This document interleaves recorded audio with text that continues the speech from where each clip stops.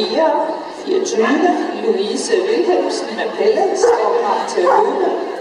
Så bliver det Susanne med Bob og Lone Sommer med Kisben, da Morten Juhlers Botti er rykket i sprintklasse 2.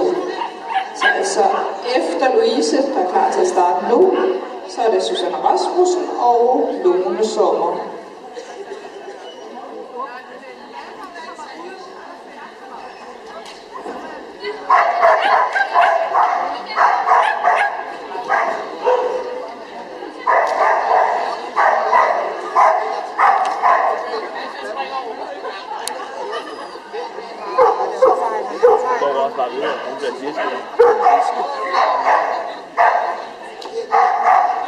Se Lasse, det er din dårlige kamp.